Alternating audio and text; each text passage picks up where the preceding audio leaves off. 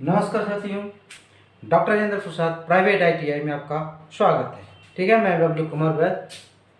आज का जो टॉपिक है वो है कंडक्टर एंड इंसुलेटर। क्या है? Conductor and insulator. ठीक है, कंडक्टर और इंसुलेटर अर्थात ये चालक और अचालक। अचालक भी कहते हैं इसको, कुचालक भी कहते हैं। ठीक है, और ये दोनों के बीच में एक आता है अर्धचालक, जिसको सेमीकंडक्टर कहता है।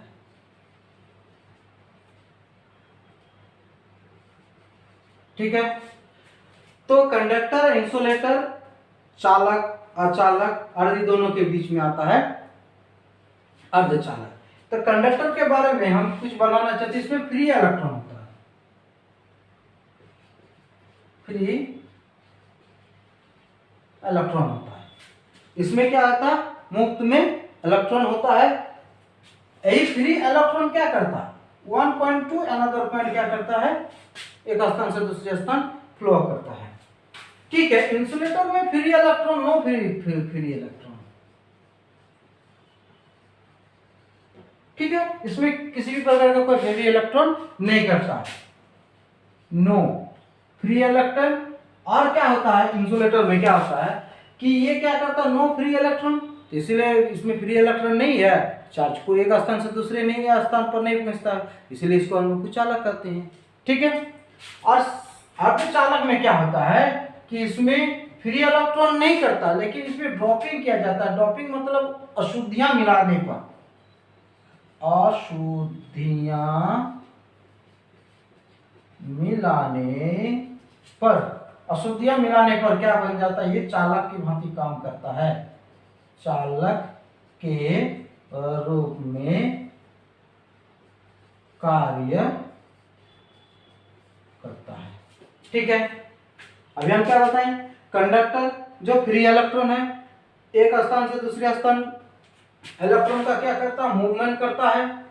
ठीक है, इंसुलेटर में किसी भी प्रकार का कोई फ्री इलेक्ट्रॉन नहीं होता है, और ये क्या करता है? नहीं चलता है। ठीक है, अर्धचालक सेमीकंडक्टर में क्या होता है? फ्री इलेक्ट्रॉन नहीं होता, लेकिन उसमें अशुद्धियां मिलाने पर क्या होता है? ट्राइवेलेंट, पेंटावेलेंट, दो तरह की अशुद्धियां मिलाई जाता है, जिसके चलते इसमें क्या होता है? मिलाने पर कार्य करता है। ठीक है, अब देखिए इसका कुछ और भी बता रहे हैं। ठीक है, जो पहला है वो है कंडक्टर। देखिए कंडक्टर में है क्या? कंडक्टर के रूप में हम लोग देते हैं जैसे चांदी, कॉपर, इसको कहता है तांबा, है ना, एल्यूमिनियम, एल्यूमिनियम,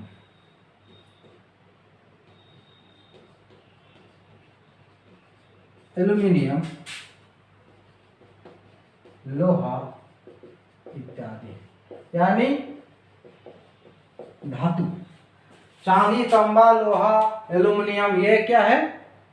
जितनी तरह का जो मेटल्स होता है, जो धातु होती है, वो क्या करता है? इलेक्ट्रिक का कंडक्टर होता है। एक्सेप्ट में आता है एक दो वस्तु, जैसे आप कांच का आता है, कांच, इसका आता है पीबी। तो पीबी जो होता है, जो कांच होता है, वो विद्युत का कुचालक के रूप में आता है। जितने तरह का धातु होता है वो तो आपका कंडक्टर हो गया, लेकिन अपवाद स्वरूप क्या होता है? कांच होता है। ठीक है, अब देखिए कंडक्टर का कुछ कुछ प्रॉपर्टीज होता है, कंडक्टर का कुछ विशेषताएं होती है, वो विशेषता के बारे में हम लोग अभी चर्चा करेंगे। जैसे कंडक्टर में क्या होता है, जैसे हम लोग तार की बात करते हैं, तो कंडक्टर में क्या होता है? जैसे आपका वो कभी भी देखे हैं कि एक कोर में क्या होता है? सिंगल वायर होता है। क्या होता है? इस तरह से सिंगल वायर आपका निकलता है। किसी कोर में क्या होता है कि 3 वायर,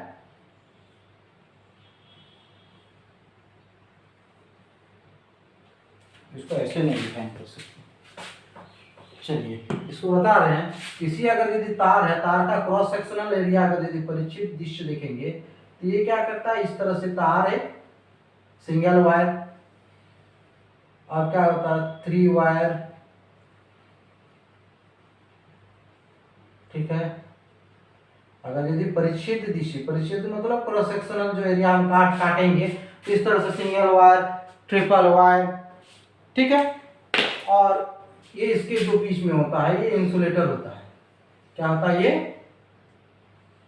इंसुलेटर होता है, ठीक है। इसके जो बीच में ये पार्ट जो होता है ये क्या होता है, चलिए इसका क्या पार्ट होता है, ये इंसुलेटर से भरा हुआ होता है, ठीक है। सिंगल कोर, डबल कोर, ये क्या होता है, वायर,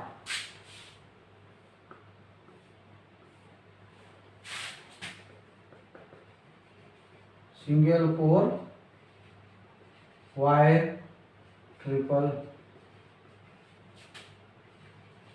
कोर वायर, ठीक है।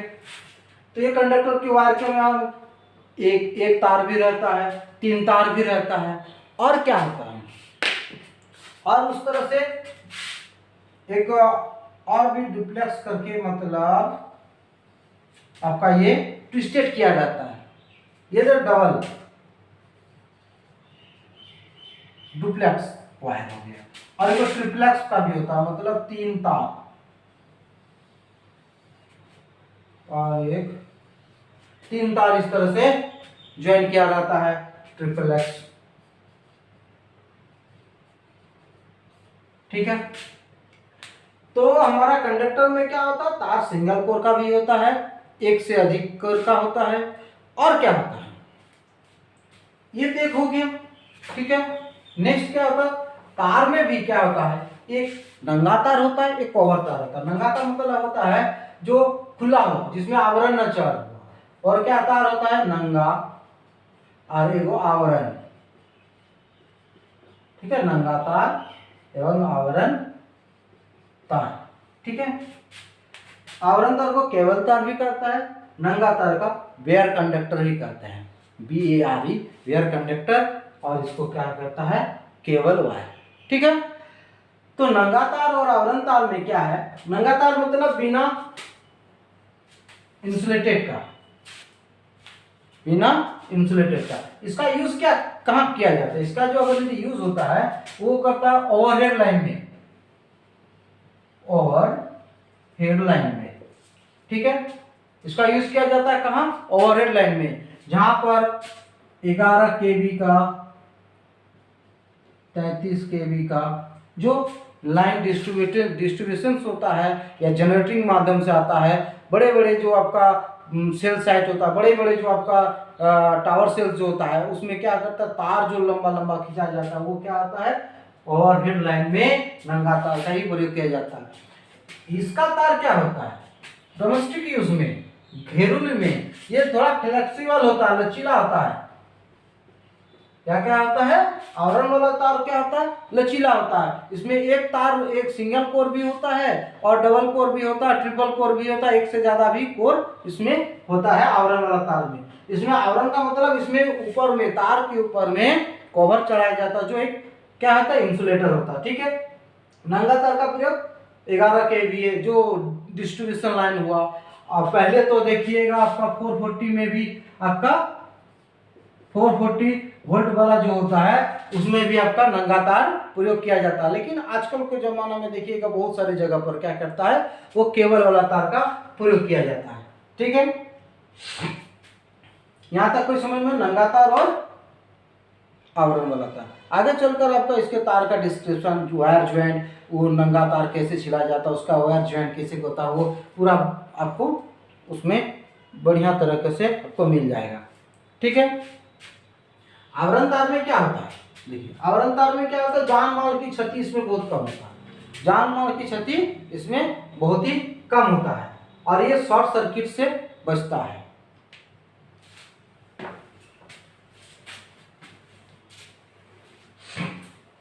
देखिए अब क्या करता है, जो कंडक्टर में आता है, तो हम एक बताएं कि सिंगल वाला, एक बताएं गुम्फित वाला, तो उसका भी कुछ आता है। वहां पर भी गुम्फित में आता है दो, मतलब साइज का जो होता है उसका, जैसे सपोज जो वायर का, जैसे मान लीजिए ये एक वायर है, ठीक है, तो वायर को काटेंगे तो काटने के बाद तो इस, जैसे मान लीजिए वायर है तो इसको काटेंगे तो इसी तरह से ना गोलका दिखाई पड़ेगा। तो वो गोलका को क्या कहते हैं हम लोग, क्रॉस सेक्शनल एरिया या उसका परिच्छेदिका कहेंगे। क्या कहेंगे? परिच्छेदिका। ठीक है। अब उसमें जो परिच्छेदिका होता है तो उसमें से हम कंडक्टर का भी दो तरह की कर सकते हैं, एक सॉलिड के रूप में, एक फ्लेक्सिबल के रूप में। यानी सॉलिड के रूप में हम लोग जो बेयर कंडक्टर का प्रयोग करते हैं, जो नंगा तार का प्रयोग करते हैं, वो सॉलिड के रूप में आ जाता है। फ्लेक्सिबल में जो होता है हम लोग बहुत सारे जो डोमेस्टिक में आता है वो उस आधार पर। तो सॉलिड जो तार होता है ये क्या करता है, ट्विस्टेड किया रहता है। मान लीजिए बहुत सारे जो ओवरहेड लाइन होता है, ओवरहेड लाइन में क्या होता है कि ऊपर में एक स्थान से दूसरे स्थान बहुत दूर में 50 मीटर 60 मीटर 100 मीटर के ऊपर दूर दूर पर क्या है, पोल गड़ा हुआ है, उसमें तार को हम लोग क्या करते हैं, खींचते हैं। तो उसमें क्या होता है, सॉलिड में क्या होता है, उसका जो यांत्रिक जो शक्ति होती है, मैकेनिकल जो एनर्जी होता है वो स्ट्रॉन्ग होता है। ठीक है। और उसके बीच में देखना है, वो लोहा वाला तार भी जो आपका जीआई तार का भी प्रयोग किया जाता है। तो उसमें सात जो इसका जो प्रयोग किया जाता है, उसका जो वायर जो होता है वो फ्लेक्सिबल जो वायर होता है, वो जो गुम्फित किया जाता है उसको, मतलब क्या जो बोलते हैं, ट्विस्टेड किया जाता, मतलब एक के ऊपर एक, एक के ऊपर एक, एक के ऊपर एक, एक के ऊपर एक जो कवर किया जाता है ना तार को। देखिएगा, अगर यदि मान लीजिए पूरा 7 तार वाला अगर यदि हम बात करते हैं तो ऐसे ऐसे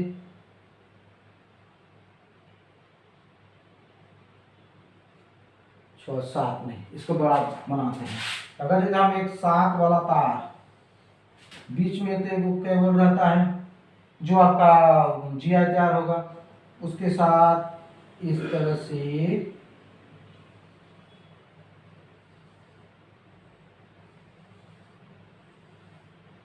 अच्छा वो इस 7 तार की बात करते हैं कि से नहीं बनेगा, यानी 1 2 3 4 5 6 7 और एक बीच में। ये क्या होता है, बीच वाला जो होता है वो क्या करता है, तुम्हारा जीआई तार होता है। और ये एल्यूमिनियम का हो गया, कॉपर का जो लंबा जो होता है ना, तो उसके ऊपर एक के ऊपर एक ट्विस्टेड किया जाता है, एक के ऊपर एक ट्विस्टेड किया जाता है। तो ये जो तार होगा ना, ये जो तार होगा तो इसका भी एक मोटाई होना चाहिए।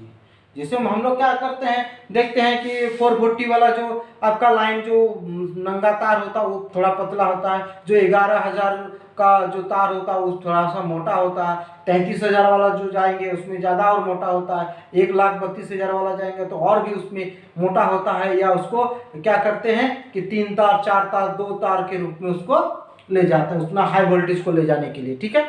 तो उसमें से जो तार जो होगा, उसके तार का जो एक तार का क्या होगा और कितने तार आ सकता है, उसको जो ट्विस्टेड किया जाता है, एक तार की मोटाई कितना हो सकता है, एक बार में कितने तार को हम ट्विस्टेड करेंगे, उसके बारे में थोड़ा सा जानकारी आपको दे रहे हैं। ठीक है। वो मैक्सिमम कितना हो सकता है, मिनिमम कितना हो सकता है, मैक्सिमम कितना हो सकता है और मिनिमम कितना हो सकता है। देखिए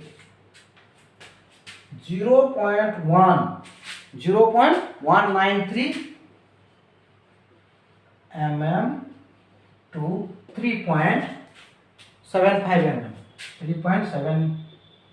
3.75 mm, अर्थात इतना mm से इतना mm की मोटाई होना चाहिए। अभी क्या बात किए थे कि इस तरह से जो गोलका जो होता है ना, ये गोलका की जो एक तार जो गोलका वाला होता है, ये जो गोलका हुआ उसका जो रेंज होगा 0.193 mm से 3.75 mm इसका मोटाई हो सकता है।